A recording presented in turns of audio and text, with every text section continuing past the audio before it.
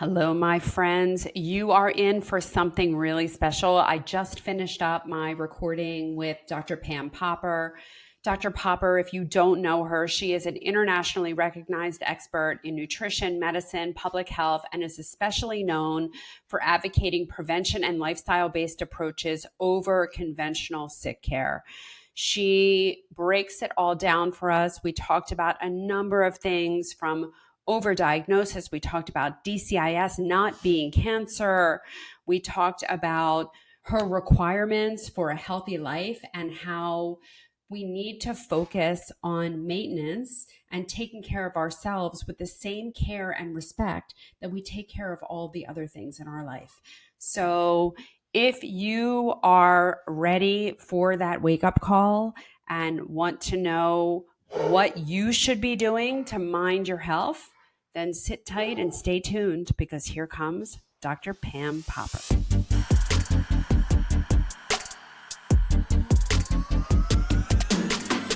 So I'm always excited to have a fellow rebel rouser with me, and today's guest, Dr. Pam Popper, will not disappoint, I assure you. So, Dr. Popper, welcome. I'm Thank you. so happy to have you here. Well, thank you. And it's nice to meet you in this Zoom room or whatever it is. Yes, it's so nice to meet you on Riverside.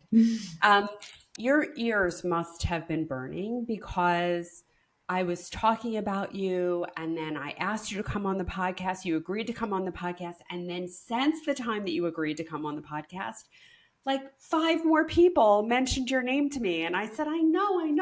She's coming. I promise. Wonderful. So I'm glad the word is I'm, getting out. I'm so glad you're here. Why don't you start by telling us a little about your background Mhm. and how you got into I know you're a naturopathic doctor. What drew you to naturopathic medicine? Um, Nothing really. And I'm not so happy with it when it comes right Okay. down Well, to it. thanks for joining us today. No, no. Mine started as a personal journey. I was fat. I was always on a diet and not interested in health at all, just interested in being thin and never put it together that to be thin, you had to be healthy. And so I did stupid diet after stupid diet for a long time as a young adult. And I had a real job back then. I was in sales and marketing, and so I always told myself I was big boned, then I wasn't as fat as I thought I was because I could delude myself. And I also told myself that, with travel and everything, it's just really hard to take care of yourself. So I had a good excuse for being fat. Mhm. So, anyway, one day, this tells you how long ago this was. I was sitting in an airport with a delayed flight and I bought Red Book magazine. I don't even know if they Oh, publish that anymore. oh, you are dating Yeah. yourself. Oh, yeah. I'm almost 69 years old. So I'm sitting in the airport reading Redwood magazine, and remember, this is like the late 80s, early 90s, and I see this article about diet and health, and I mean, I had a terrible diet. It was just horrific, and so I thought, well, that's really interesting. This idea that diet could be helpful, and so I mentioned this to a coworker who said, well, if you're interested in that, there's a guy by the name of John McDougall, and my husband and I knew him when we lived out in California, and I've got his book, and I'll loan it to you. And I read this book, and essentially what it said is that if you choose the right foods and you eat, plant foods, and you can have a wonderful life and eat as much as you want. And his wife is a marvelous cook, and there were recipes in the back, and I made a couple of them. I thought I could do this, and so I melted down. I just, people would say, are you okay? Like the first thing people think when you lose weight is you're sick. And I wasn't sick. I was just fat. I was going to be sick if I didn't lose weight. But then I started running marathons and people are going like, what are you doing? Like, what is this? Right. So anyhow, that's how I got interested in health. And this started just really as a personal journey. And then gradually, I arrived at the conclusion, and it was so long ago, I don't really remember exactly how it happened. But one thing leads to another. You take a step in the right direction. And I started to figure out that doctors weren't teaching this to anybody, that diet mattered. And in fact, I had a couple of what should have been health scares, but I wasn't paying any attention, and a doctor never said to me, you should lose weight, and maybe you shouldn't drink so much alcohol, and maybe you shouldn't eat so much cheese and that kind of thing. So I thought I'm going to look into this, and then one thing led to another, and I decided to start a business around this.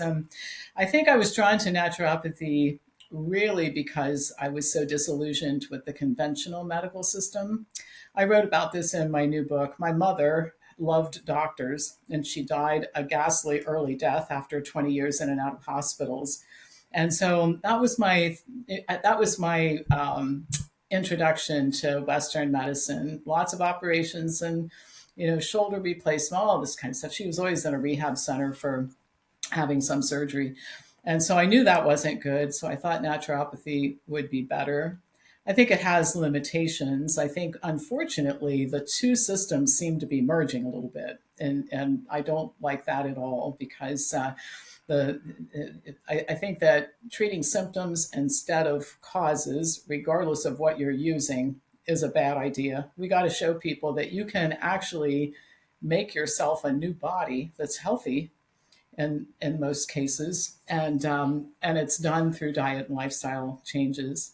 So anyway, that's the short version of the story. And then there were a lot of twists and turns along the way, and I have to say I am the luckiest person most people ever meet, because it's sort of like when you mentioned, thought about bringing me on your show, and then people start talking about me. I seriously have a thought come into my head about something I want to investigate, and the opportunity comes up, or something I'd like to do, and the opportunity comes up. So I've been very blessed to have been part of a lot of projects and nonprofits and things of that nature that gave me a bit really wide breadth of experience that helped bring me to where I am today. That's amazing. I want to go back to your personal journey and the because I think that there was a lot of messaging. It maybe isn't so strong now, but for the last 10 years, we've had a lot of messaging that sounds like you can be both fat and healthy, Mm. that they're not mutually exclusive. And it goes along that mentality that we're not to body shame people, and it's not kind. And there's a lot of, I mean, I remember there was a time when we weren't asking patients to get on the scale because we didn't want them to feel badly about themselves, Hmm. and that we weren't to use objective information as a means to make someone feel badly, even if it Hmm. was hurting them, Hmm. right? So what do you think of that whole toxic positivity where, you can be both fat and healthy? What do you think of that statement? I don't like it. And I've made a commitment in my own work with people. I'm not going to lie to them for any reason. I don't want to say anything offensive, but I also want to tell them the truth. And it is not healthy to be overweight. And there are two aspects of it. One is overweight and just carrying enormous amounts of body fat. The other thing is it's not okay to be frail either. And we should be encouraging people to develop strong, healthy bodies, because that's the pathway to living your best life for your full lifespan. And in the book, my co-author, it's a conversation. So my co-author asks me about, do people really want to live to be 100? And here's what I answered the question, because this is really important, I think. A lot of people tell me they don't want to live to be 100 or in their 90s. And the reason is they look around and they look at what that looks like in nursing home, laying in a bed, whatever, surgeries, like what I saw my mother having. But I'll tell you what happens. 85-year-old people with cancer start making deals with God. I'll do anything. Because as it turns out, sometimes the thing that makes people appreciate how marvelous it is on this planet for this brief time that we're here is the fact that they could have their life end early. And then it's like, no, no, no, no, no, I don't want that. I don't want that. So I think that most people, given the choice, would like to live a long life. They like it here. There's so much to enjoy. My gosh, I have to live to be 100 just to read the books I've already bought, let alone the new ones I'm going to buy this weekend. That people say stop buying books. I'm running out of places to put them, but just to do that, I have to live a long time. And so I think people do want to live a long time, and we owe it to them to tell them that the only pathway is to build a strong, healthy, lean body. Yeah. I couldn't agree with you more. And I do think, and maybe I'm a little bit of a conspiracy theorist, but I actually think that that messaging that you can be fat and healthy is very intentional Mm-hmm. because it leads to a very specific and diabolical path, Mm-hmm. right? It kind of commits that person to the system at one point. Mm-hmm. At Mm-hmm. one point, if they continue down that path, they are going to become hypertensive. They are going to become diabetic. They Mm-hmm. are going to experience the metabolic dysfunction that goes along with being overweight, Right. even if they don't have it right now. I agree. And I think the problem is even beyond that. At my age, I remember growing up when my grandparents were immigrants, and they came here to make a better life. And the way to make a better life is you learn to speak English and you work hard and you are excellent at what you do. And I remember my grandmother and my mother, my dad saying, if a job is worth doing, it's worth doing right. And from to whom much is given, much is expected, and that sort of thing. So there used to be a feeling of wanting to be excellent, and that high expectations were a good thing. And unfortunately, I didn't necessarily learn that from a health perspective. But then it really wasn't until I left home that I got fat and out of shape and that sort of thing. Because back then, even if you ate McDonald's every day, like the hamburger was this big and there were 17 French fries in the thing. I mean, the portions weren't big and that sort of thing. But my point is that I think that our country has been racing toward low expectations all around. And health is part of those low expectations. And I tell people, listen, to live a spectacular life, you have to strive for something. People feel good when they do something. Just think about when you do a favor for a neighbor and they say, thank you so much. I couldn't have done this without you. A simple thing like that. You do something good, you feel good about yourself.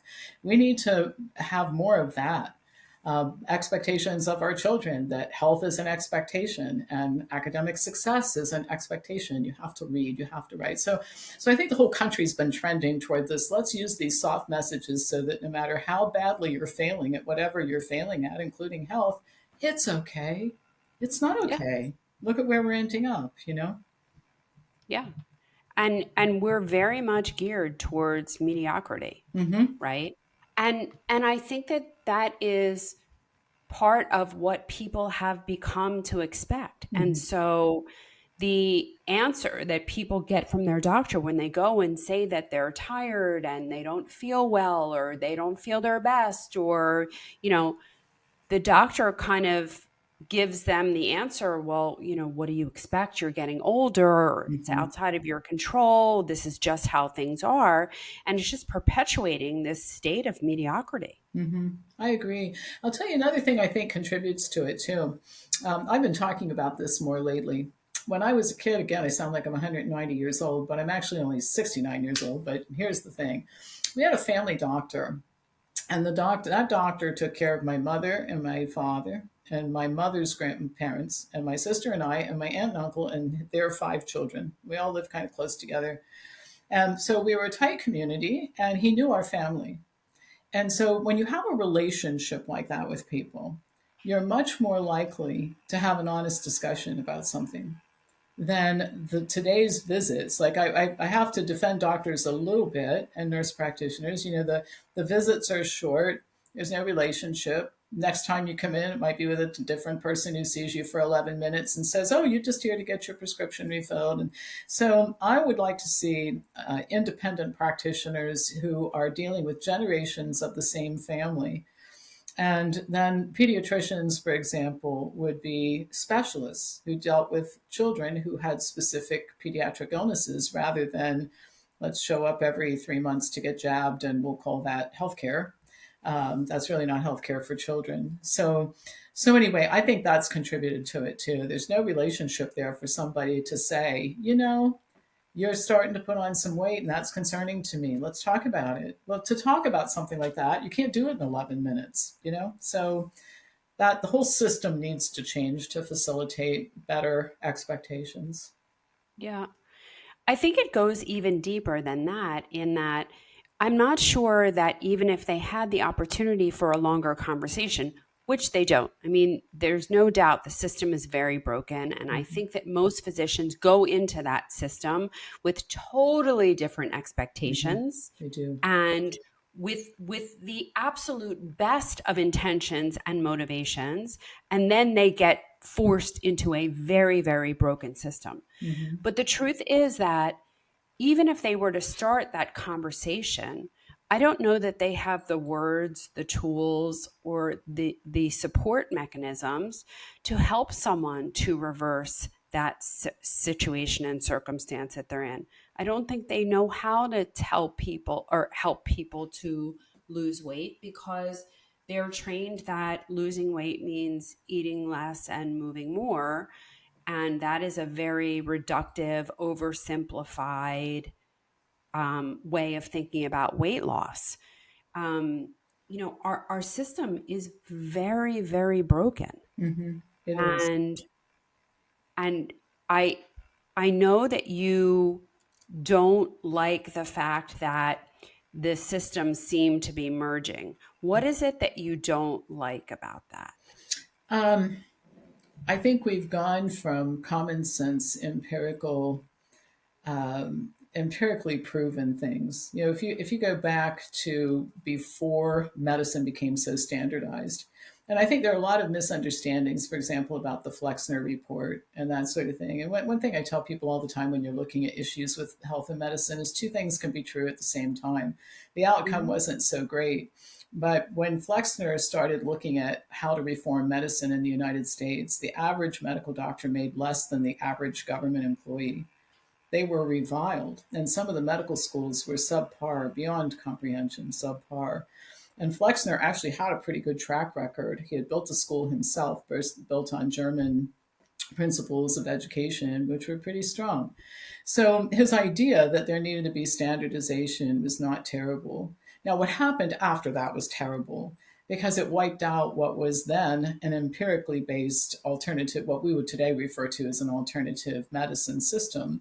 And if you look back at that time, we didn't have the type of technology to understand things, but so it was pretty primitive. We take that fruit, we mash it up, we add this stuff to it, we put it on bumps on the skin, and they go away.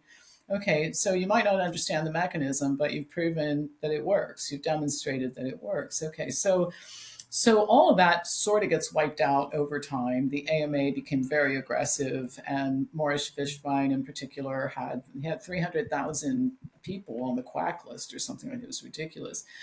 But how it reemerged was as a mirror image of what we don't like about medicine. So if our stance is that testing and testing and testing, looking for increasingly small abnormalities and then turning them into diseases to treat, and they're not.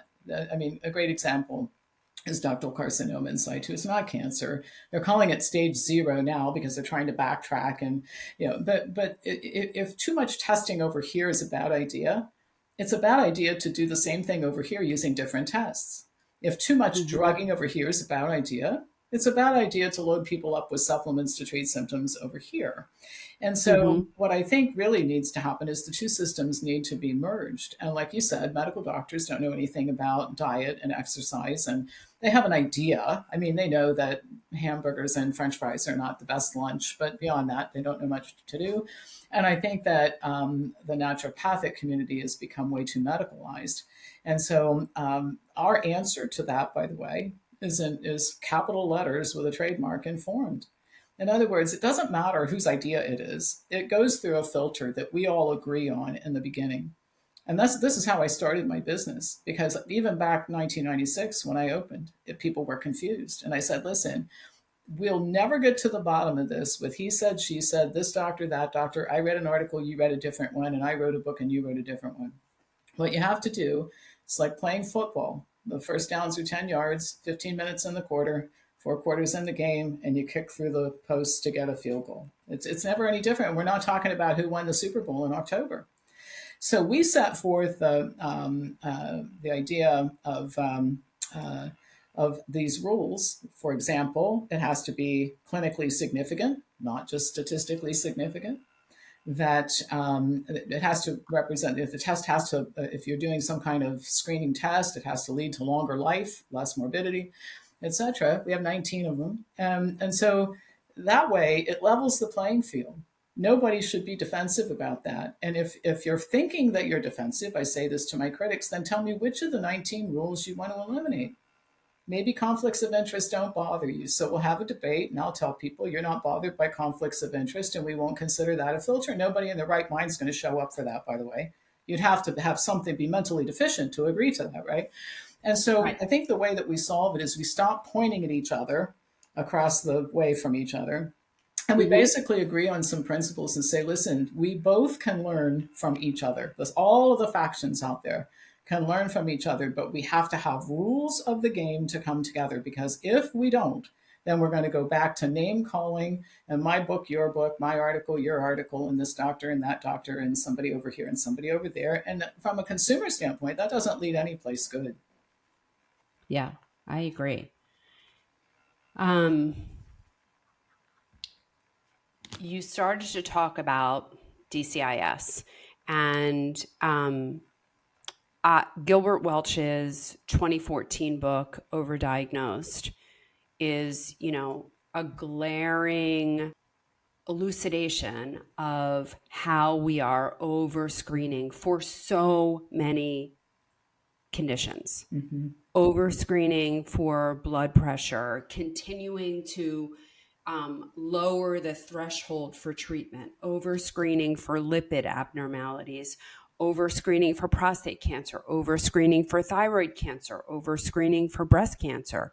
And it has not brought out more health, more life, less morbidity. All that it has done across the board is use of more pharmaceuticals across the board and increased morbidity. And in the case of DCIS, it actually increases mortality. Mm-hmm. Mm-hmm. Because when you take someone with a non-life threatening condition, treat them like they have a life threatening condition, you actually give some of them a life threatening condition Mm-hmm. in the way of cardiac disease, osteoporosis. I Mm-hmm. mean, there are consequences Mm-hmm. to taking away estrogen, long-term consequences. For some people, not so long-term, like they develop these consequences early. Mm-hmm. So the thing that leads to DCIS, the screening tool that leads to DCIS, is mammogram. Mm-hmm. What do you think of that test? Well, I think it's misused. I think it's misused. We've got to start. We've got to start from the standpoint of personal responsibility and letting people know that there's no substitute for it. So often when I speak in public, people will say, when we talk about over screening and that sort of thing, well then, what do you think people should do? Like, there isn't anything else. Yeah. Okay, well, the first thing is, the way that you become confident in your health is to take care of yourself. Okay, so why am I confident that my car will get me back to the office this afternoon? Because I maintain it. Why am I confident that my house isn't going to fall down while I'm at the office this afternoon? Because I take care of it, right? So I don't walk Yeah. around all day long going, oh my God, what if the roof falls in? And what if I mean, things can happen, but I do everything I can to take care of them. People don't do Yes. that with their bodies. And so they walk around in this extremely anxious state. They're subject to all these messages that early detection saves lives and you have to be screened and that's the only way you know for sure, blah, blah, blah, blah, blah. So when I talk to people, I think that mammography is not all bad. I think it's misused. And the misuse of it gives people a false sense of security. And by the way, PSA testing and a lot of other tests too. It's not limited to breast cancer screening. But I think the first thing, we've got to get rid of this idea that as long as you're hanging out with doctors and getting screened and screened and screened and screened, they tell you nothing happened this year, you're fine.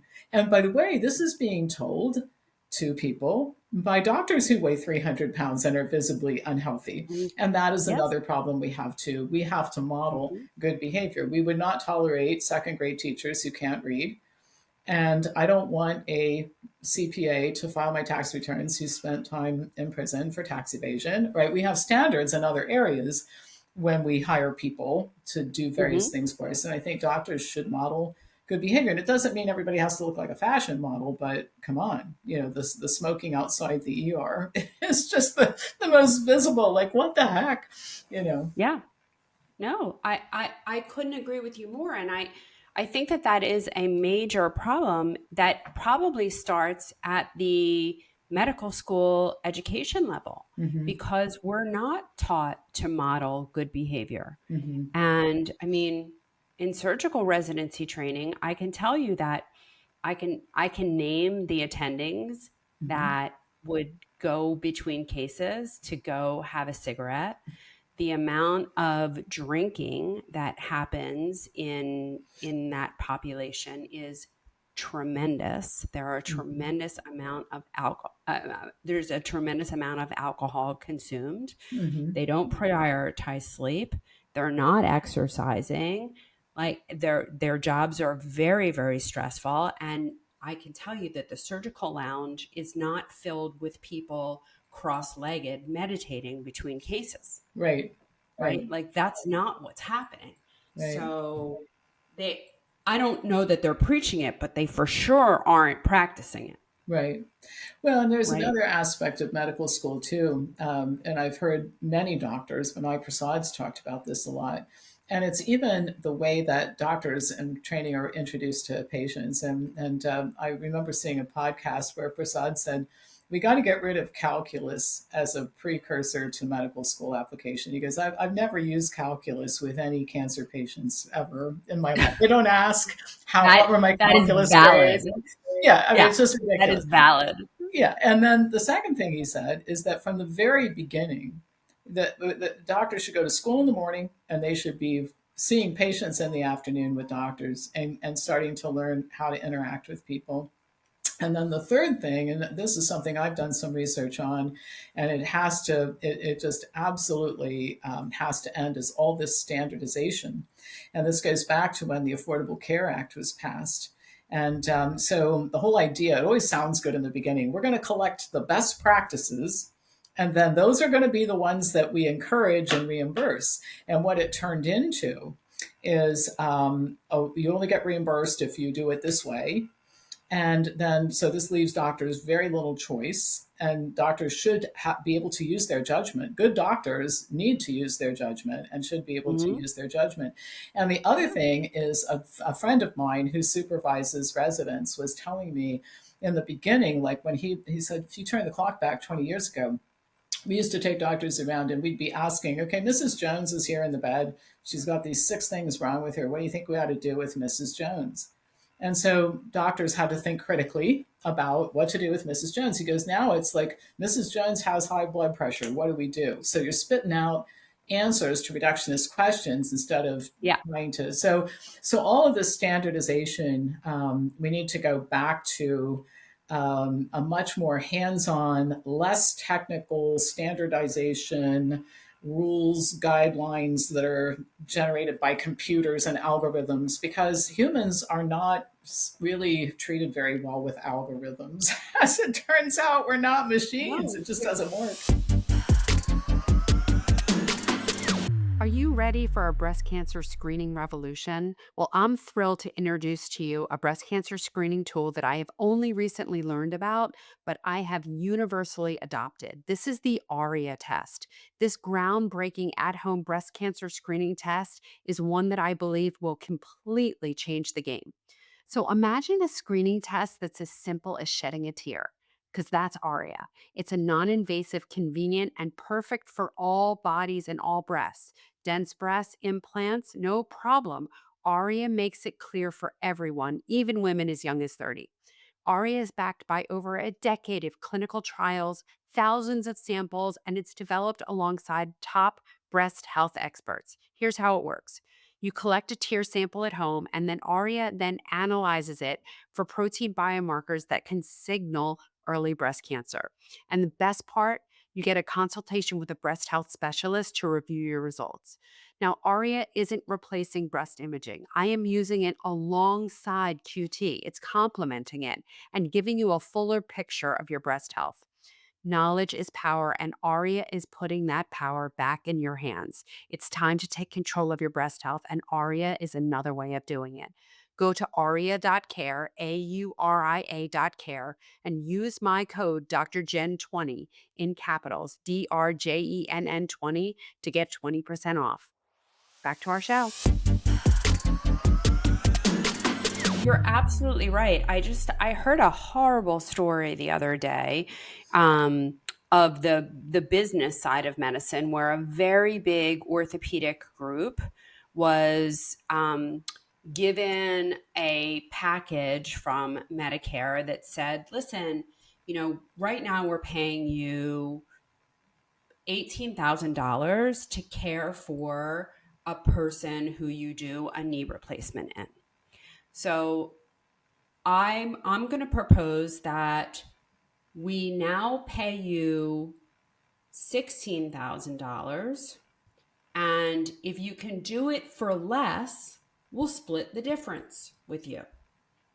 So they worked to be able to only spend $14,000 on the care, or $15,000 on the care of that patient. So they got like a $500 bonus. And then the next year, they moved the bar to $15,000. So they figured out how to do it for $14,000, and they got $1,000 bonus and split the difference. Now it's $12,000, and they can't do it anymore. Mm-hmm. They simply cannot care for that patient for $12,000. Right. And this is what it's become. Mm-hmm. It's like package it up and rinse and repeat. Mm-hmm. Yeah. And what about the person that doesn't fit the mold, that doesn't fly through the system? They're not getting the care that they need because they're put into this package that doesn't fit everyone. Yeah, you're right. You're right. And so it's again that standardization. And I think the answer to that is, I think more and more doctors and surgeons, they're going to open their own surgical centers. Like the plastic surgeons were really very smart. They got themselves away from the hospital environment. And I don't have any great love for some of them either. But the point is that they can do what they want to, and they can spend time with patients and that sort of thing. And by the way, one thing that happened, this happened a long time ago, it was before all the COVID nonsense. A couple of breast surgeons left Ohio State University's medical center and set up their own breast cancer surgery center. And they had developed some ways to keep women from being readmitted to the hospital with complications and all this kind of thing. And they were going out. It was really interesting.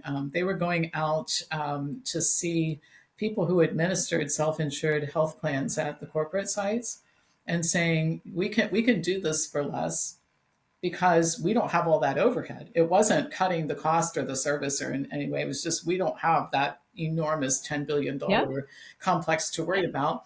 And it's just the two of us, and we only do this one thing. We're breast cancer surgeons. That's all we're going to do here. And so we can do it for less, and we have much better results. And one of the corporate clients that we worked with at the time said, what we're going to do is we're going to say to our employees who have breast cancer, you go over here, we pay 100% of the tab. You go over here to OSU or wherever, and it's the standard deductibles and copays and whatever. So they were driving people to the better option. It was really a better option. And so I'd like to see more of that kind of innovation, where it sometimes it results in cost cutting, but it also results in better care and a better relationship with the physicians and the healthcare professionals you're interacting with. And I think in the case of breast cancer, that model actually works quite well. Mm-hmm. Where it starts to get complicated is in like a colon cancer, mm-hmm. where they're spending multiple days in the hospital, mm-hmm. and taking care of, that level of patient is different than the mm-hmm. outpatient breast surgery. Right. I agree. And the other part of it, And this is something that when I trained as a breast surgeon, part of my training was reconstruction, and I worked with the reconstructive surgeons. And most of them give up breast cancer reconstruction because it doesn't pay nearly as much. There's a lot of work involved. There's a lot of emotion involved. Like, it's very different than their breast implant, their augment patients. It's different than their blepharoplasty patients, their facelift patients, like their liposuction patients. It's just different. There's an emotional investment there that doesn't exist for any of the others. There's a fear there that doesn't exist. It's harder work. And so a lot of them give it up for, the easier life. But the ones that do it because when we think about medicine and medical care, is it a right or is it a privilege? In the area of cancer, it's thought of as a right, as an entitlement. And so if in fact it's an entitlement, it's something that insurance should pay for, no questions asked, that kind of thing. And so it's very hard for the providers to walk outside of that system. It is. And Yeah. But I think I did it, but I'm not a conventional oncologist anymore. I'm not operating on anyone.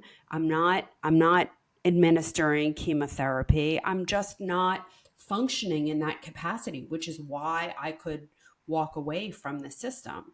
But if you want to function in that conventional way, it's very hard to do it outside of the parameters of the system. I agree. And another thing, I think you brought up the issue of insurance. And one of the reasons why this has become such a contentious issue is because insurance companies have been asked to pay for egregious protocols that have no hope of working. I mean, just think about, and since you have an oncology background, a lot of these new drugs being approved don't extend life for a single day. So you pay $100,000. The insurance company reimburses for $100,000 for a year of drugs that extends progression-free survival by 45 days, but doesn't extend life.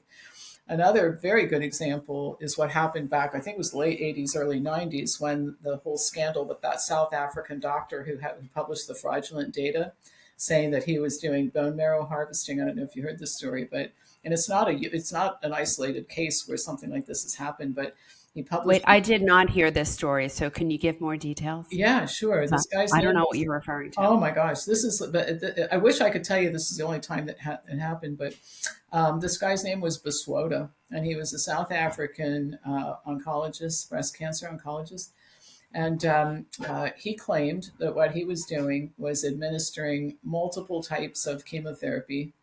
And the reason was because the side effect profile would be different if you use different drugs. And you bring these women, you harvest some bone marrow, then you bring them to the brink of death, put them in a clean room in a hospital, and then you do a bone marrow transplant. And he claimed his cure rate was something like 60 or 70% for stage 3 and 4 cancer. So this caught on here in the United States, and Duke University Medical Center became the epicenter for it. And the insurance company said, we don't want to pay for it. And they were right. It was unproven. And so women sued to get reimbursement. Nobody knows exactly what the tab ended up being. It was like $6 billion, something like that, reimbursement. And this is back in the late 80s, early 90s. So one day at a conference, all these doctors are together, and everybody's talking about the fact that nobody's ever produced the results that Baswota did. So somebody said, maybe we ought to go to South Africa and see this guy, which maybe we should have done that in the beginning. So they find out there's nobody there. His data was all fraudulent. There were no records for most of the patients. He just made it up.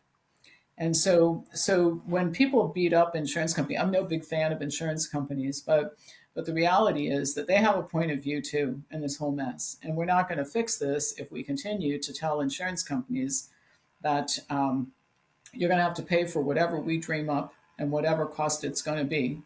If the FDA approves it or Duke University wants to do it, you're going to pay. because they've been doing that for years. They can't make the books balance. On the Yeah. side of the women, 9,000 women died of the treatment, 30,000 were permanently disabled. And guess who gets to pay for that? The insurance companies and and the Wow. government safety net. So this brings us back to we have to use an informed process for all this.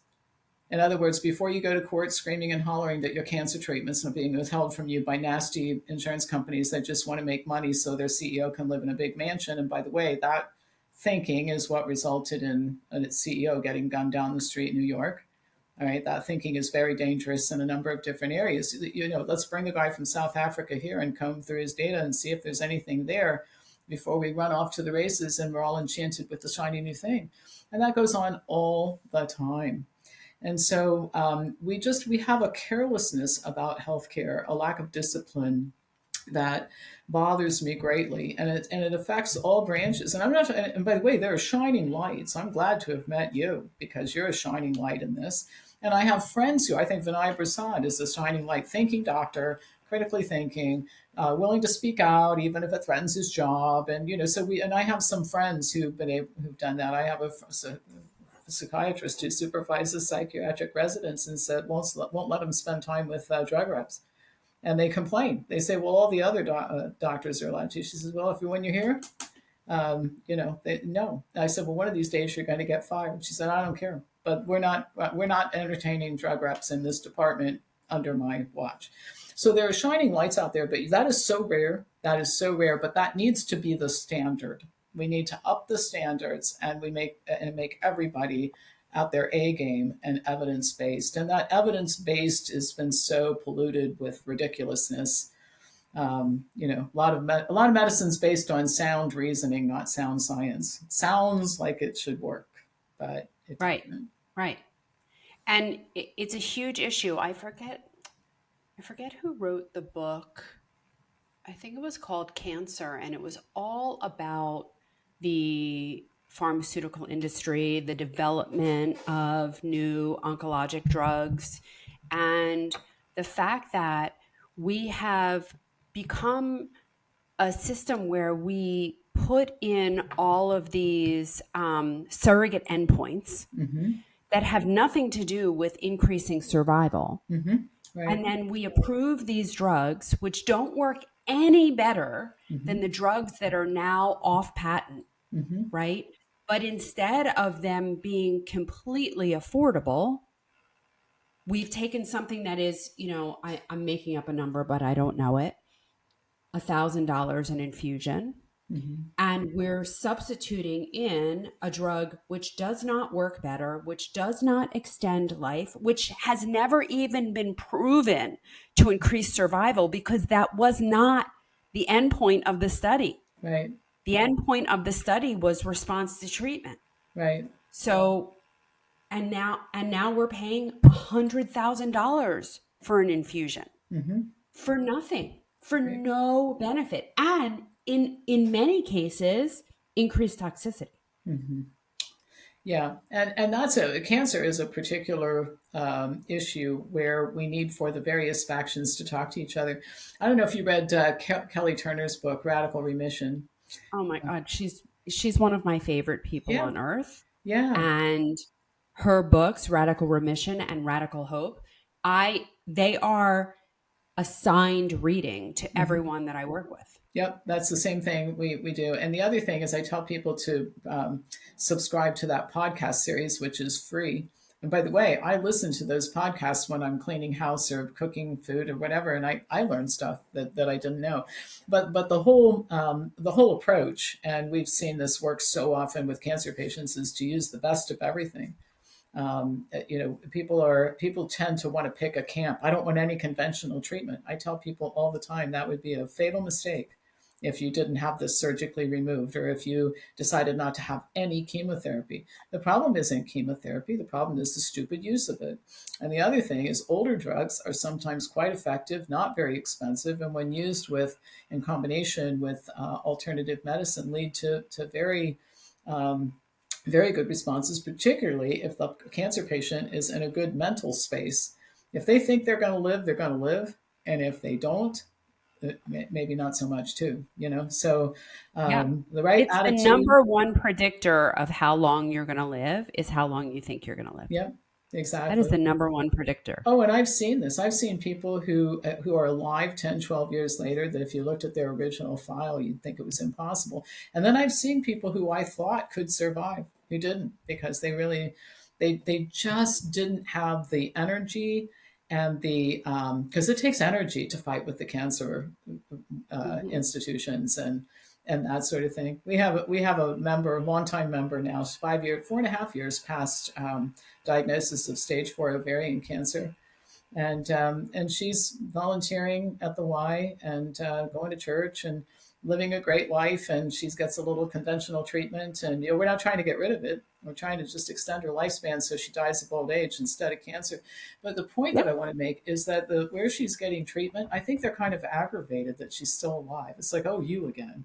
But you Yeah. don't fit into our expectations, and now we don't know what to do with you. So, Yeah. Well, um, I think that's the start of Kelly Turner's book, mhm, Radical Remission, is that, you know, she when she was doing the research for the book and talking to these medical oncologists about these cases of radical remission, and at first they were like, no, they don't exist, mhm. right? Like everyone who refuses treatment dies. And she came back to them and she said, I have all these people who refused treatment and didn't die, or didn't do everything that you told them and didn't die. And the response from medical oncology was, yeah, we don't talk about those because we don't want to create false hope for people. Which is ridiculous. Yeah. Right? It's crazy. The book I was talking about is The Cancer Code by Jason Fung. Did you ever read that one? I have not read that, but I will. I'll write it down. I feel bad putting another book on your Oh list, no. but but it was a really good one. Hmm. Really examining the behind the scenes business of medicine in the cancer world, because it's unfortunately an undeniable aspect, Hmm. and it runs the gamut. It's why we overscreen, it's Hmm. why we overdiagnose, it's why we overtreat, and there's just a lot of motivation there. Again, I'm not saying that I think doctors are pawns in the game, Hmm. unfortunately. I think that they're put in a terrible, terrible position. I agree. And, had I not gotten sick, I don't think that I would have ever lifted my head up, in that I went to medical school, did my residency, did my fellowship, went to work, $500,000 in debt, and I put my head down and worked. Hmm. Right? I did exactly what I was trained to do. I did it really, really well. And why would I ever question if what was taught to me was true? Hmm. If what was taught to me was the right thing to do? Hmm. Why would I ever question that? There would be no reason for it Right. until it was about me, Hmm. And that's how a lot right? of doctors wake up. It's about them or a family member, and Yeah. they start to say something's not right here. And unfortunately, it's unfortunate that that's happening, but it's good that it's happening more often, because I think that I remember reading Malcolm Gladwell's The Tipping Point, where something starts and then it has to gather steam very slowly. It's almost imperceptible until it reaches the point where there's no question that a shift is coming. And I think we're building to that. And I think we've got the consumer side of it is ready. Consumers want something different, and a lot of doctors want something different, which is why we train health professionals how to open their own practices and make money at it. Because that's another thing too. Doctors get no business training. I came from a business None. background, which is why I was None. able to make my thing work. But a lot of doctors don't get business training, so they don't really know how to make money. And we have to talk about money, right? And by the way, it can be done without taking insurance reimbursement, because part of the informed process is saying to people, look, and I write about this in my book too, you have to take care of your body and pay for it. Okay, my car insurance company does not pay for me to get the oil change, or to change out the power steering fluid, or to get new tires when it's time, or to rotate them. It pays for if the car is in an accident, or a tree falls on it, right?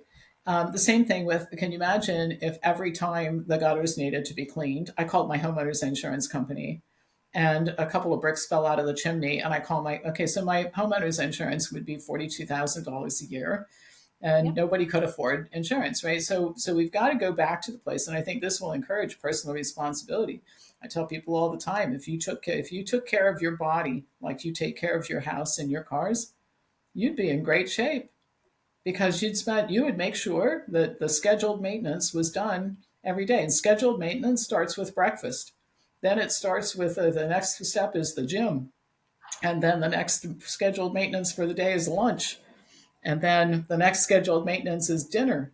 And then what are you reading and what's your state of mind? And what do you do for relaxation? And what are you doing to challenge your brain? And what is your social life like? I mean, this is all scheduled maintenance for human beings. And we have to get as focused on that as we are in cars and that sort of thing. The other thing, too, I said this in a conversation I was in last night. At my business, I have a 10,000 square foot building full of humans. I've got a commercial kitchen and a hot yoga studio and a gym. It's a playground for people like me, right? But the point is that my insurance company comes in every couple of years. They show up to look around. Let's see what the gym looks like. Let's look at the kitchen. Is there? Yeah, they want to copy you. Yeah, yeah. I'm accountable for keeping the place. And by the way, every couple of years, the landlord sends an email saying our insurance company is coming in to check out to make sure that the roof's not leaking and the whole 9 yards. Okay, so really, that's what health insurance companies should be doing, is making sure that humans are keeping up with scheduled maintenance, because we can't afford to insure humans who don't. And that's part of the reason the system is collapsing too. I agree. And I have repeatedly said our insurance system is broken. And that is another part of what's wrong, because people expect their insurance companies to pay for the maintenance. And so they're not taking care of themselves because there's no motivation for them to do that. Right. Well, and the system Right? lets them do it. The system lets them do it. And to their credit, to defend humans a little bit, nobody's ever explained the rules of the game this way. But I think the way to get to people is to basically say, economically, you can't go on like this.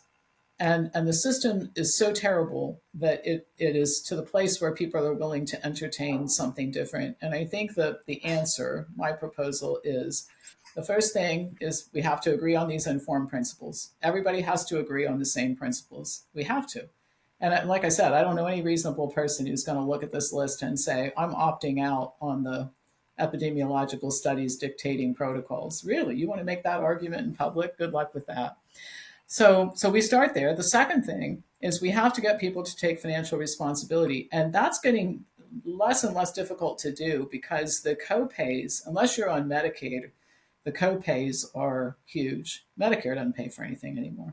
My dad spent, I think, close to $1 million on my mother that Medicare wouldn't pay.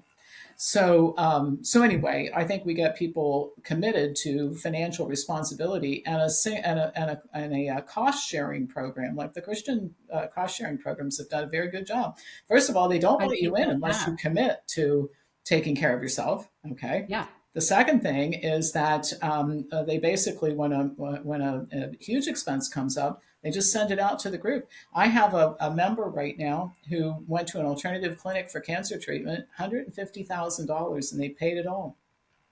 They paid it all. She's alive. She's a brain cancer patient, still alive 3 years later because she did not do the conventional treatment.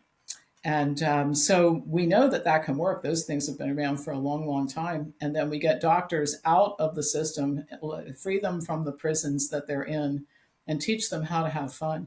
So this is kind of interesting. People keep asking me, when are you going to retire? I go, what do you mean? Well, why would you retire? 65 is when people retire. I'm going to be 69. And, I'm not retiring. I've got another 30 years of stuff to do. And they look at me like I've flown in from Mars. But what I see in them is they're working in a system where nobody in their right mind would stay a minute longer then you have to. It's like looking at your watch all the time. When can I get the heck out of here, right? And I tell them, come over to my side of this where it's fun, where work every day is fun and the people are fun. And yeah, they're sick and cranky when they show up, but when you help them, they get better and you see people get better and it's fun, right? It's fun. Put the fun back in medicine. Yeah. Oh, it's tremendously rewarding. That's for sure. Mm-hmm. So you keep referring to these principles, and I know that you are you've made it a priority to practice evidence-based medicine, Mm-hmm. right? So what are these principles that you're referring to? Hello, my beautiful listeners. I'm taking a quick break here to share something truly transformative with you today. If you're ready to take control of your breast health journey, then you need to get your hands on a copy of my book, The Smart Woman's Guide to Breast Cancer. I wrote this book to make a massive impact in the world of breast cancer, empowering women everywhere to make informed choices and educated decisions. You have so much more power and control over your health than you might think. And this is a roadmap to harnessing that power. Inside, you'll uncover the truth about conventional treatments. They're often overestimated benefits and underestimated, underexplained, and underdisclosed long term side effects. But more importantly, you'll discover the true drivers of health and how the choices you make at home every day can lead you to the best health, the breast health of your life, even after a breast cancer diagnosis. Whether you're looking to prevent a diagnosis, avoid recurrence, or simply live your healthiest life, this book is for you. Join me on this journey to empowerment and health. Grab your copy of The Smart Woman's Guide to Breast Cancer today, and let's revolutionize the way that we approach breast health together. I don't have the list in front of me, but I'll go through some of them. The first thing is Occam's razor. When this goes back to the 14th century friar, when more than one option is available, the simplest is usually the best. So I use this, I always teach by analogy. So I live in Columbus, Ohio, and if I hear hoofbeats outside my window, it could be zebra. Probably it's deer. So before I start barricading the windows and that sort of thing, I'm going to call the zoo to see if any zebras have left the premises, We have a fascination with exotica. And, people are, if you're an overweight, diabetic, hypertensive person, I don't really think you got that way because of glyphosate. I hate to tell you that. I think it's probably bad diet, not taking care of yourself, no exercise, you're dehydrated, etc. So Occam's razor, the separating sound reasoning from scientific evidence. I mean, the whole vitamin D hoax was based on sound reasoning. People who are sick have low vitamin D levels, therefore vitamin D levels, if they're too low, cause the sickness. And there's no evidence of that. In fact, the evidence is reverse causation. You get sick, the D levels go down. So you have to make sure you're not falling into the sound reasoning trap, because that really has generated a lot of very bad protocols. The statistically significant but clinically meaningless is a big one. If you look at statin drugs for primary prevention, the number needed to treat something like 400. And I tell people, I hate to tell you this because I know everybody thinks they're special, but you're probably not the one out of 400. You're probably one over 399, right? So we prescribe a lot. We do a lot of things to people that don't have a big impact, and then we ignore the stuff that does have a big impact. The use of epidemiological studies is I tell people, I'll give you 3 correlations that you can take to the bank. The more phone poles that go up in a country, the more heart attacks. So clearly you don't want to buy a house near a phone pole. The more ice cream consumed, the more drownings. Ice cream clearly should be banned.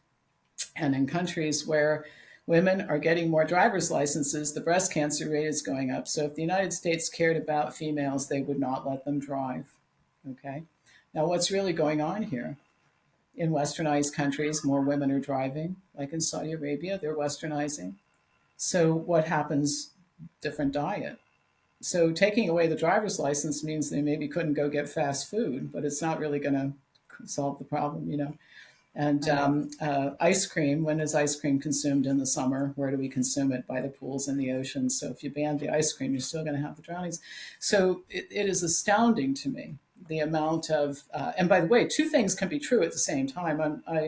I think that a valid discussion about fluoride, for example, is whether or not you can force people to consume fluoridated water.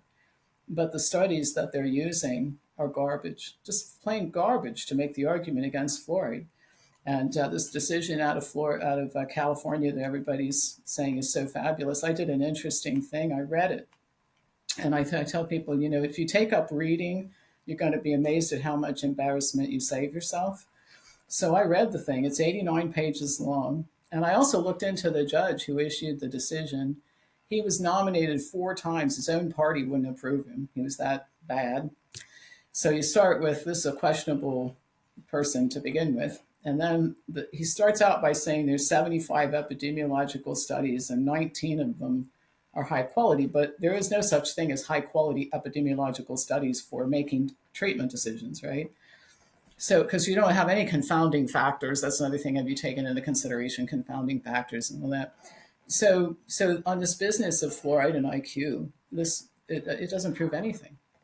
It's all association. Nobody knows the IQ of the parents. Nobody knows the education level of the parents. Nobody knows anything about the school systems these kids are in and how long they've been there, whatever. So he actually says, I think he gets to page 5, and he says the EPA doesn't have to do anything except look into it on the basis of my decision. And then you've got these people who don't read saying, we won. I don't know what the hell you think you won, but there's nothing to win. This is a piece of crap decision by a questionable judge who gets overturned by the circuit court most of the time. And so anyway, that's a rule. I think that you always look at the conflicts of the characters who write these articles, and they're not disclosed like they're supposed to be in journals. So Google's a handy thing to look up what people have not disclosed. I think I'm trying to think what some of the others are, but this gives you an idea. I mean, I don't know anybody really who would argue with me on these kinds of things. And it's one of the reasons people don't like to argue with me. And it's not because I'm so smart. It's because if you start with a set of rules, I mean, if you and I play chess, there's not much that can go wrong because we agree what the rules of the game are. All right. So we can outwit each other to a certain extent, but what we can't do is change the rules halfway through. All right. I'm going to swap out some of my pieces, and I don't like the way this chess game is going. Right. We agree when we sit down. And so I think if we started with this in mind, and we basically then separate the informed from the uninformed. Over here, informed people who agree to principles, and over here, the people who are saying, I just want to say what I want to say. I want to blame overweight, diabetic, hypertension on oil well fracking and glyphosate. Okay, great. Well, you can go, we will now label you as an uninformed person. I don't mean name calling. I mean helping people sort out what's right and what's not right. And then when you don't know, you don't know. There isn't always an explanation for everything. And sometimes we have to say, we just don't know why this happens, or sometimes things just happen. You can do everything right and still end up with cancer because bad things happen to good people. And that's happened since the beginning of time. Yeah. That's absolutely true. And I say, even, from a surgical perspective, you can do everything right and the patient can still not have a good outcome. Right. Because there's more going on. Mm-hmm. And so I think we need to be less invested in the outcome necessarily and more invested in helping people along the process. You're exactly right. I could not have said it better. Yeah, that's exactly right. And it's going to be a lot of work to fix this. That's why I've got to stay alive for 30 more years, because before you do, we need you. Well, I want to see this fixed because I think it's really important. We've reached this tipping point. Can't go on the way that it is anymore. It's too horrible for so many people. A lot of people suffering. Yeah. And by the way, going back to how we started our discussion with overweight people, the saddest part about catering to people who are overweight and telling them it's okay is I don't know many overweight people who are super happy about being overweight. None of them are happy. Okay, so it would be one thing if we said, well, we're really not telling the truth about it and that kind of stuff. But all in all, at least we're telling them what they want to hear, and they're happy clams. No, they're not happy clams. They're not living their best life. So this is something that's really ripe for shifting, and I think we're going to be able to do it. I really do. I think we've reached that point where it can happen. I hope so. I think change usually doesn't come until you are at the point of desperation, in Mhm. that you know most people avoid change because they fear the unknown. So the Mhm. fear of the unknown, the fear of staying the same Mhm. has to be more than the fear, or less than the fear of the unknown, right?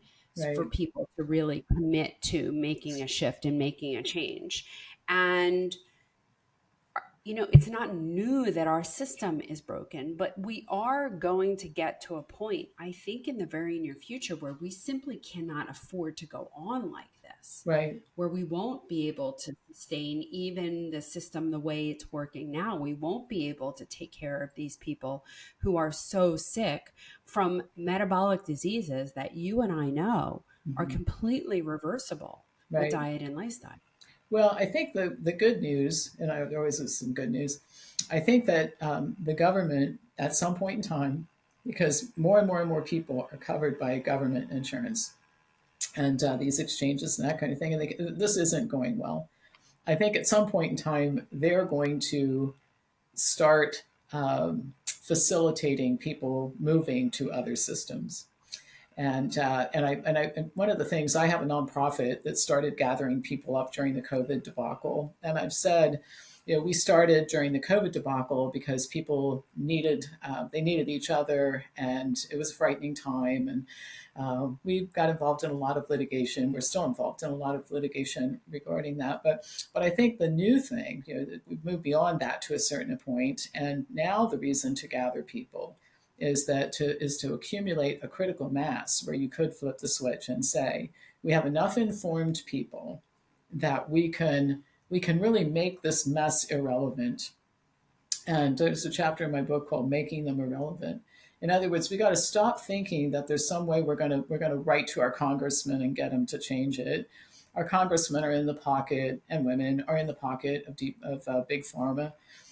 They're not going to do anything like this. And there aren't enough of them who agree on this to get anything done anyway. But the answer to that isn't to throw up your hands, is to basically say, listen, we used to get along without so much government because people in communities took responsibility for themselves and each other. Let's go back to that. And if we get enough of those communities people taking responsibility for themselves and each other, and those communities having a relationship with each other nationwide, now that can make a whole lot of what's wrong in America irrelevant. We can get Yeah. people out of the education system that's all messed up, and we can get them out of the healthcare system that's all messed up, and we can build our own structures. There's an interesting moment in history that you might know about, the Velvet Revolution in Czechoslovakia, and so it's been done before. I'm a history buff, by the way. When I'm not reading about health, I read history, a lot of it. So the communist regime in Czechoslovakia was just one of the most horrific in history.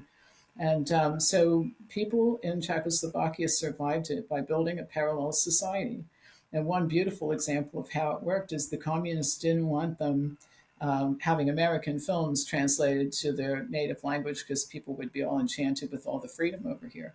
So cinemas weren't allowed to show American films, but there was a very robust underground cinema network. Everybody was showing films in their family room and basement and that sort of thing. Everybody saw all the movies they wanted to. And then when the government said, if you have a business, you have to put this sign in your window, well, people refused to do it. And so they couldn't close the businesses because the communists had to buy food and shoes too. So it was like, well, we'll just Yeah. kind of let it go. So we're more powerful than we think. And I think by working on setting up a parallel society that works on structures like education and health, which are super important and also super failing right now, we Yes. could we could make a big difference here, and it wouldn't take long for it to happen. I mean, I think really it's all going to happen in the next 5 or 6 years. I hope so. And people like you and I are certainly setting up our lives, our businesses, our practices in anticipation of that, Mm-hmm. because we know that what was is not sustainable and Right. shouldn't be. Right. Right? It's not serving people. It's not in the best interest of people. Um, I do want to know your opinion on fluoride. Well, I think it's more nuanced than people think. I think that people want to, when people look at issues like this, they want yes, no, always, never. It's not that kind of an issue. And so if you apply your informed principles, all right, the first thing is you throw out these epidemiologic studies and judgments by judges that are bad. I think at one time that guy even said we're going to suspend the trial because it's complicated and hope you guys can figure something out. So I mean, just like oh, right. But Yeah. I think that there's no question that fluoride, when it was introduced, had a positive impact. You can look at communities that were not fluoridated. It's been there are communities that have taken it out of the water and then lobbied to put it back in. And there's no question that if you take it out, you're going to have Medicaid bills that go up. These kids I mean, the way that you take care of your kids and other people take care of the kids, we're completely exempt from this type of thing. But we are all paying for Medicaid patients. And these kids are going to have more cavities. I mean, we have good data showing that they're going to have a lot more cavities and it's going to cost billions and billions of dollars. I think the most logical legal argument is I am a taxpayer, I pay a water bill, and you shouldn't make me drink anything or consume anything I don't want to consume. That's the actual legal argument that has the most traction. And then before you put that argument, before you get a group of citizens, you say, okay, because we do have some data on this. All right, so I live in Franklin County, and if we're going to take the fluoride out of the water, we know what the Medicaid bills are here. We know how many Medicaid patients are seeing dentists paid by Medicaid. So you say, okay, we're going to look at taking it out, and just understand that the cost to the system is going to go up by X dollars if we do it. Okay, so knowing those things, let's all take a vote and see where that ends up. And that would be an actual informed approach to it, where we get rid of the screaming and hollering on both sides and the people who don't read. Okay, we've got that pesky problem with people who don't read. And then people who don't read listen to the people who don't read. And that's how we gather momentum toward nonsense and Mm-hmm. see where it ends up. I don't really think it's as harmful as people say it is, and I don't think it's as helpful as some people say it is. I think there's this wild exaggeration on both sides. And I also think that part of the problem is that public health has discredited itself so much that nobody wants to listen to anything they have to say. And that's also not Yeah. good, because one day there is going to be something that's going to make people drop dead on the sidewalk, and you really ought to stay home, and everybody's going to yawn and go out and drop dead on the sidewalk because these people have just buried themselves. And so we have to restore some trust in Yeah. public health. But you can't blame them, because there has been a lot of there have been lies that are Oh, yeah, I agree. so, yeah, Oh, I agree. No, agreed. they've buried themselves. But believe me, you know, I think I watched just a few minutes of the one hearing where Kennedy RFK said to, in a screaming match with one of the people screeching at him, you know, Rochelle Walensky sat here and lied and lied and lied and lied, and nobody's brought her back and asked her to answer any of those questions again, or you know, nobody's put her in the hot seat. And I'm less interested in her being in the hot seat than changing the structure of the CDC so that there won't be any more Rochelle Walensky's in charge of it. But that's another thing I cover in the book. I go back through public health, which has been generally a disaster since its inception. And Yeah. so, I can't wait to read your book. It thank only you. came out on Friday, Yeah. which is why I haven't gotten it yet. But I'm really looking forward to it. So I want to end with you telling us about your book and why you wrote it. But first, I want to ask you, if you could write a one-page owner's manual for your health, Mhm. right? Kind of words that most everyone should be living by. Mhm. So the same way that you're taking care of your house, and the same way that you're taking care of your car, what would be in that owner's manual for your health? Yeah, I think the first thing is take off your clothes and stand in front of the mirror, and you'll know if you need to lose weight or build muscle. People go, I don't know if I'm Wow. overweight or not. And I tell them, I'll tell you, easy way to find out. You don't even need a medical doctor to help you with this. Okay. So it's unpleasant, but look at yourself in the mirror and be honest. Take an honest assessment of where your health is. The average human adult will consume 1 ton of food in a year. That's a lot of matter. If you think about if somebody dumped it in your street, it's impossible to think that that's not going to matter if you when you take it in. So look at the quality of your diet. And a lot of people are promoting some pretty dangerous diets right now. And so again, let's use the informed principles to determine the best diet for humans. And there is a best diet for all creatures. My cat's a carnivore. If I feed him potatoes, it takes me about 10 days to kill him. And if I eat his diet, it takes about 25 years for that to kill me, right? So get the diet right, drink good, clean water, get out in the sun. You should have a tan by the end of the season, because that's your body makes 10 different kinds of vitamin D and lots of other photo products. Exercise your body. You got to be aerobically fit and muscular, because that's the only way you live in your own home until you die. I'm living in my dream home. I want to die here. I don't want to live in a nursing home in one room. Look at what kind of intellectual stimulation you're getting or not.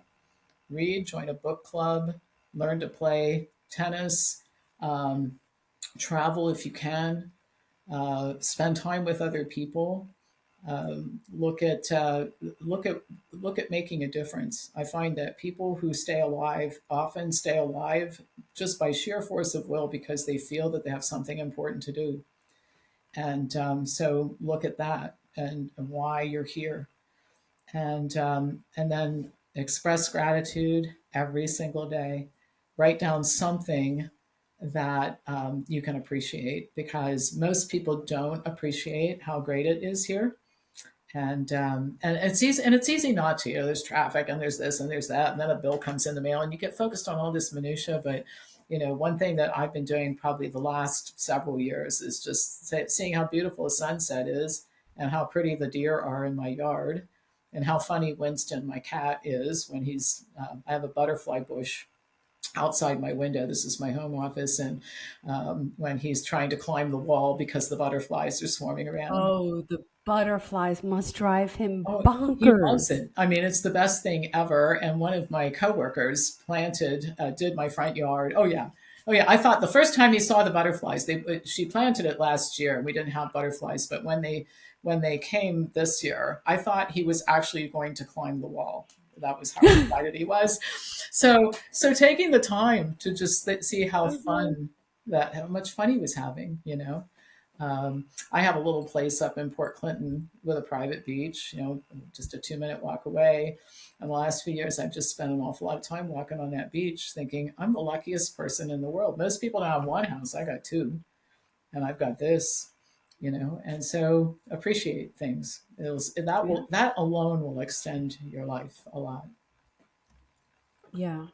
I don't think we talked about sleep, but I'm sure you appreciate the importance of sleep. Yes, and another thing I learned, I read, can't remember the name of the author, but it's a book called No More Sleepless Nights. It was written by the guy who set up the sleep lab at Mayo, I think, before they started drugging everybody.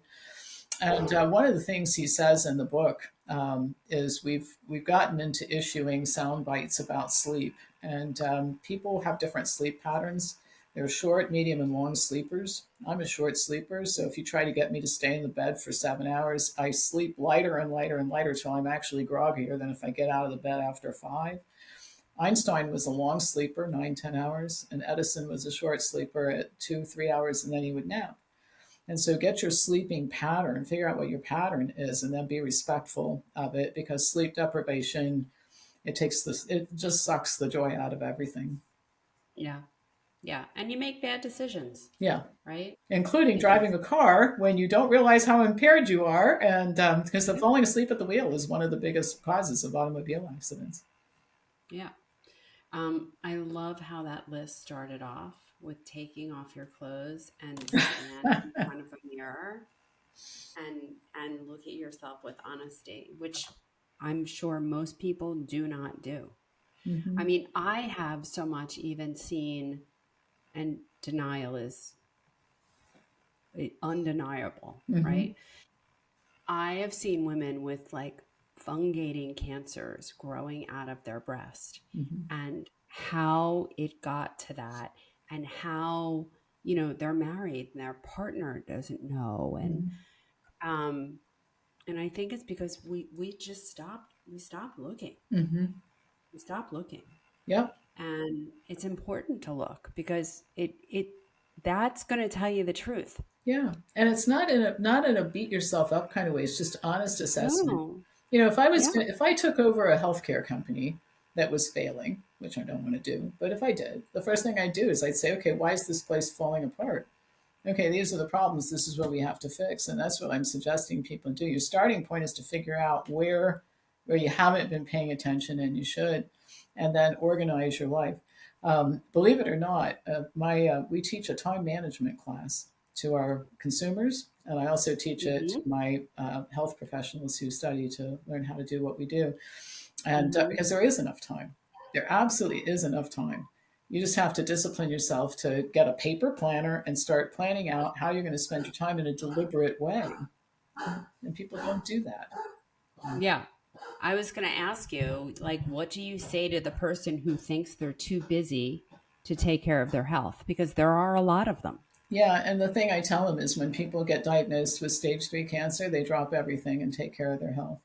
And the second Yeah. thing is you have the time. You do have the time. You're just not using it properly. And so in the beginning, when we teach this, it's like a 2.5 hour class, and we recommend they get a particular type of planner to do it. People will say, but what you're doing is you're planning every minute. And people don't realize how much free time I have. Like I read a book every week, and I sleep in a bed every night for the amount of sleep that I need.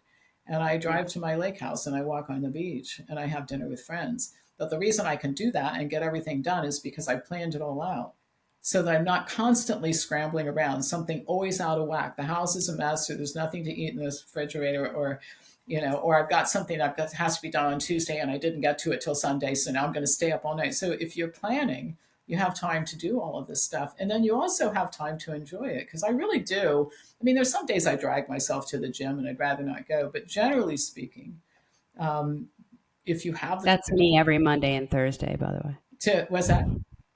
That's me every Monday and Yeah, Thursday, dragging myself to the gym, rather not go. yeah. But then wouldn't forgive myself if I didn't. Yeah. So. And once you get there, you're glad you did, and the whole 9 yards. And you set aside the time, and you're not saying, well, I can't go to the gym because if I do that, then I won't get this done. And, so the whole thing is planning. And there is enough time. You just have to, we all have the same 24 hours a day, just have to use it differently.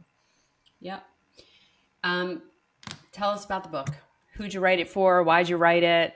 What are we going to get from it? Okay. I wrote it with a Well, first of all, what's the name of the book? What's it's the called title? Conversations with Pam, The Power of Informed Healthcare. And where are we getting this book? You can get an autographed copy by calling our office. We should have them next week, I would think. And then you can get on Amazon, download it to Kindle. It's downloadable to Nook. You can buy the hard copy on Amazon. I wrote this book because I wanted to tie together all the things that we've been talking about: public health, the history of public health, what the data show. There's a chapter called My Study, Your Study, gets into the rules of evidence, how to live your best life, and the insurance system, the reimbursement system. We have a chapter called A Bad Way to Die. I talk about my mother. She was a good example of a bad way to die. It was a terrible way to live. It ended too soon, and it was a bad way to die. But I want people to know that it's up to us to fix it. It's up to you to fix you. It's up to us to fix this out here. The insurance companies and the government and all that, they just kind of respond to what's going on out here. We have to fix out here. And the way that we do it is we gather together and we rise up and we say enough. And it starts with each individual person. Everybody, I think, has a tendency to wait for somebody to do it. And it starts with you do it, and you become a center of influence in your world. And then that's how it spreads. And one day you wake up and you have 1 million people organized, and you can have your own healthcare system, and you can make them irrelevant. You can actually make them, that out there, that mess becomes irrelevant. I couldn't agree with you more. I loved this conversation. Dr. Popper, if people want to hear more from you, where do they find you? They can go to wellnessforumhealth.com and our online calendar is there. We do lots of free stuff, by the way. We're always offering free stuff so you can get a chance to see what we're all about before you make a commitment to join. You can buy my new book. You can join Wellness Forum. If you want to start a food over medicine club, we started food over medicine clubs a year and a half ago, and we're establishing them in every neighborhood and city in the country. If you want to get involved with our legal efforts, you're welcome to do that. My email address is pampopper@msn.com, and I do read and answer my own emails. So if you'd write to me, you will hear from me. Amazing. You are such an amazing person doing such great things. And I do believe that you're going to be around for a good long time and going to be, as my friend JJ Virgin says, very relevant at 100. There's no doubt in my mind that you are going to continue to be relevant because you're changing the standard and it is so needed. Thank So you. I loved my time with you. Thank you so much for being here today. Thank you for having me. And thank you all for joining us today. Make sure that you get Dr. Popper's book, Conversations with Pam, and know that this will be our first of many conversations together, I'm sure. And share this with someone who needs to hear it and know that I will be back next week, same time, same place. It's Dr. Jenn. Bye for now.